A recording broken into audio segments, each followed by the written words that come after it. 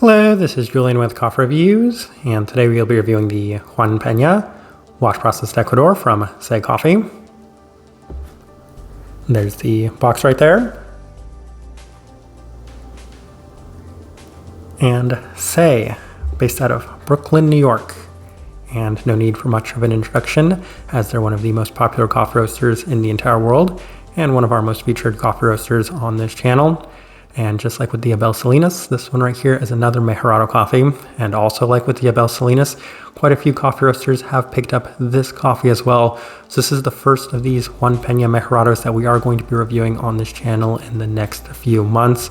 And it's not really a surprise that this one caught my interest, and while I haven't necessarily been the biggest fan of Juan Peña's coffees in the past, that's mostly been attributed to the fact that he did seem to skew a little bit more in terms of the heavier processed coffees, even with the Mejorado that we had reviewed from Juan Peña last year from September, which was an anaerobic wash processed Ecuadorian coffee.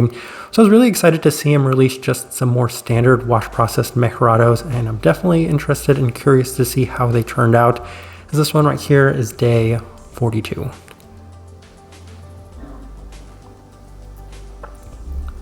The recipe we went with for this one was our standard recipe at a 16:1 water to coffee ratio, brewed at 96 degrees Celsius, about 205 degrees Fahrenheit, and I actually had a very strong preference towards the Chemex on this one, which does indicate a more medium grind roast profile for this coffee.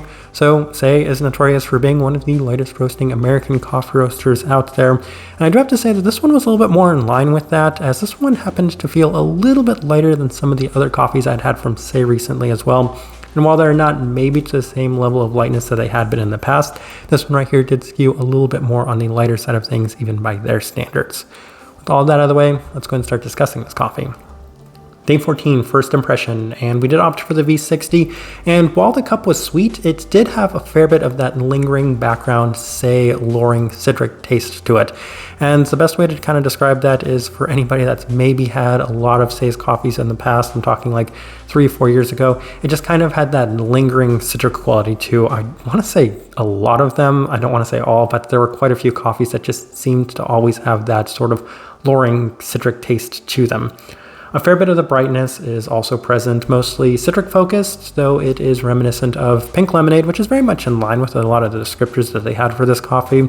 A lingering finish to the cup in general, so I appreciated the sweetness, but I felt like this coffee was not necessarily ready to be brewed yet. Day 18 through the Chemex, and once again, it was reminiscent of classic Say coffee with a lot of the citric forward cup aspects to it, but there's an ever so slight vegetal quality as well, so once again, that's kind of alluding to a lot of the more traditional characteristics of Say's coffees. There's not as much sweetness in the finish, though it continues to feel like it's a little early in this one, as the cup just in general feels soft.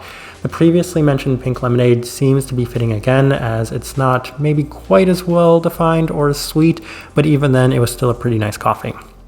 Day 20 through the April brewer, and the cup is back to offering some immense sweetness with far less of the Say luring characteristics to it.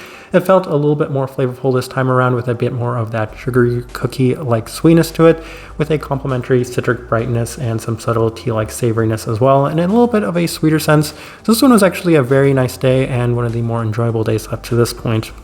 Continue on to day 23. Through the V60 with a more fine grind and higher temperatures, I do have to go with the Say recipe, of course, that being at that 17:1 as well. And while the cup at this point is not necessarily shedding too much of its soft luring components to it, it does feel a slight bit sweeter and a slight bit brighter. It's the sweetest it's been to this point, as it seems to transition from the palate to being a little bit more of a savory coffee, especially on the cool down. Sweet and candied with a slightly sour lemon finish to it, and a bit of a florality lingering in that finish as well. So some subtle things to pick up from this one, but even then some very strong and pronounced characteristics as well.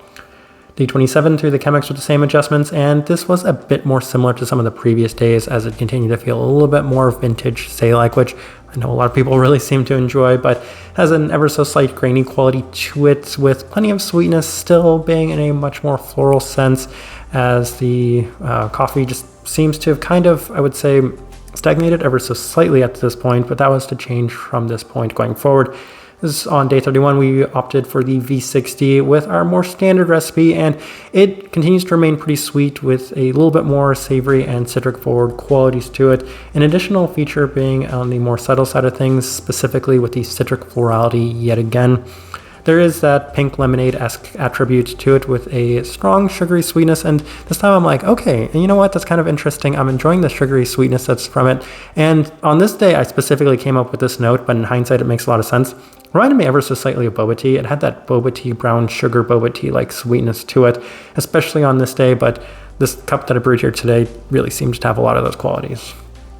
Day 34 through the Chemex, and this was the best day it had been up to this point. So we went back to our standard recipe, and I felt like just a little bit of time for this coffee seems to do it a lot of justice, as up to this point it had been skewing maybe a little bit too much in a one-dimensional sense, but this time it has much more of the sugary aspects, and you can describe it in a number of ways. An ever so slight generic brown candy quality that's associated with these Mejorado coffees. Once again, that brown sugar boba tea like sweetness as well. And all of these things were quite present with the rest of the softness in the cup also being pronounced in it. There's a slight tropical sweetness with a bit more of a lemon, as well as the listed tea-like savory components and a slight tartness as well. But I really seemed to enjoy the depth of the sweetness that was present within this one, as rather than just being a little bit more of that generic pink lemonade forward cup, it also seems to offer some nice depth in terms of the sweeter qualities. Day 38, back through the Chemex, and the cup continues to remain pretty straightforward, as it does offer a cup very reminiscent of pink lemonade, though there is more of the sweeter honey sense to it. So that, of course, being that honeysuckle-like aspect, which is one of the things I had mentioned quite a bit early on, while it still maintains a fair bit of the softness and herbality to the cup as well. All right, let's go ahead and put up the tasting wheel so you can see what we're getting. And we have quite a few level 4s. So let's go through those, and we'll start with the cleanliness level 4. So the cleanliness being at that level 4 is kind of interesting to me, because I would say, as far as Mejorado coffees go, this one had a little bit more definition to it than a lot of the other ones we have had in the past. So while it's still at the level 4, as we rarely bump anything above that mark unless it's a Gesher or a very, very clean coffee, this one right here reached that level 4, but I would say on the slightly higher side of level 4, as I really appreciated the definition to this one. Finish, level 4. And I mentioned that it's got a little bit of a sugary sweetness to it, that Mejorado-like sweetness, which I very much enjoyed. So the finish being at the level 4, it does seem to have a little bit more of a longer lasting finish, but it comes in a very sweet sense, which is something that I very much enjoy. It also has an ever so slight citric quality to it as well. So those two things, I would say, in a nice balance as well. Sweetness, level 4. And I am very disappointed that I did not make this tasting wheel when I'm drinking this coffee today, because this day definitely justifies that level 5 mark, as I think it was always on the verge of that level 5. Some of the earlier days I said, okay, this is actually very sweet, and it's not offering much else outside of the sweetness.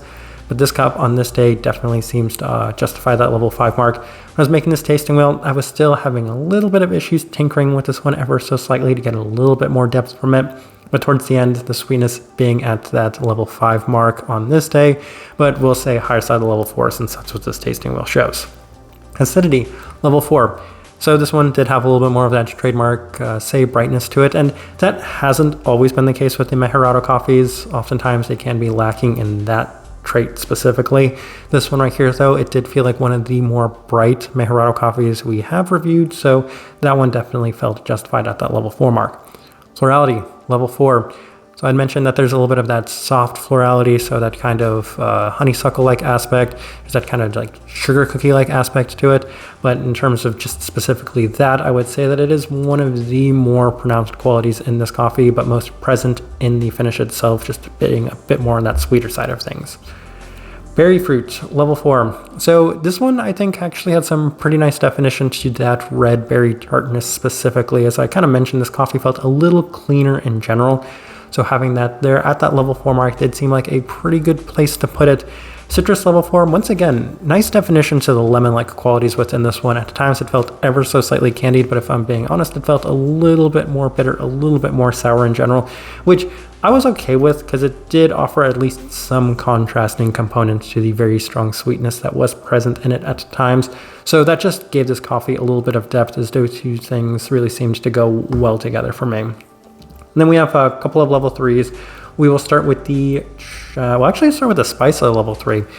Interestingly, on this day, I would tone it down to level 2. I don't feel like there's too much spice, but at times that savory aspect of it, which you can see in that level 3 mark for the savoriness as well, that slight spiced, savory tea quality to it was almost as pronounced as some of the other characteristics in this one. But I think just looking at this tasting wheel today, I'm like, these things are toned down in place of much more sweetness. So level 3, I would put both on the lower side of level 3. Chocolate level 3. Yeah, I would say that there's actually a very nice soft chocolate component within this one, and it's like a very nice craft chocolate bar that I oftentimes like to describe for these coffees as well. And the caramel at the level 3, as I kind of mentioned, it's got that brown candied sweetness as well. As I'm thinking about it, those 3 factors specifically, so that boba tea, brown sugar tea, that sugar cookie, as well as that kind of brown candy sweetness, all those things are a lot of the sweeter components I was experiencing from this one.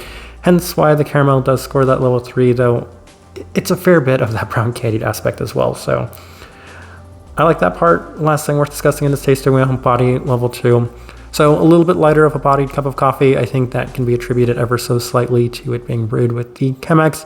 That being said, it has been brought to my attention that Mejorado coffees don't always necessarily have the most amount of body to begin with. But that's the last thing on this tasting wheel that I think is worth discussing, with the exception of the sweetness, spice, and savoriness. I think it's a pretty good representation of what I was getting from this coffee. All right, so my overall thoughts and impressions of this coffee.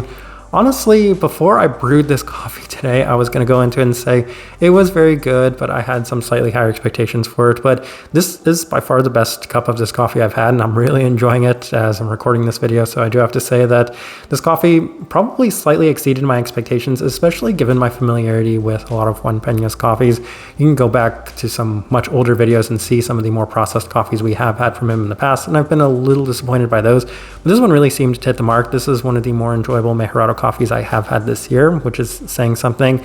Maybe not necessarily to the same extent as some of the Pepe Gijon coffees we have reviewed in the past, but even then I think this is a very good starting point for the first Mejorado coffee, the first, I should say, standard wash processed Mejorado coffee we have had and reviewed from Juan Peña on this channel.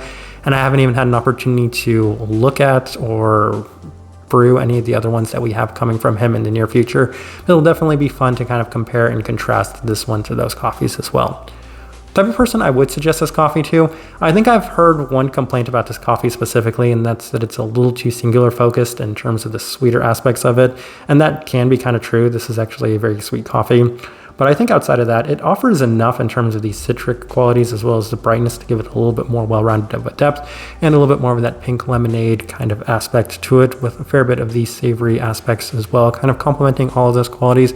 But first and foremost, the focus must be on the sweetness. So if you do like your very sweet coffees, I've very much appreciated the Mejorado coffees from Say, because they have been some of the sweeter coffees from Say I've had just in general, and this one's no exception to that. So those are the first couple of places I'd start with some nice higher end clarity on it as well. But I feel like that's the best way I can leave this review. If you by chance had an opportunity to try this coffee, I'd love to know your thoughts and impressions of it as well. If you're enjoying the content, give this video a like, subscribe if you're not already subscribed. This right here has been a review of the Juan Peña Wash Processed Ecuador from Say Coffee. Thank you for watching.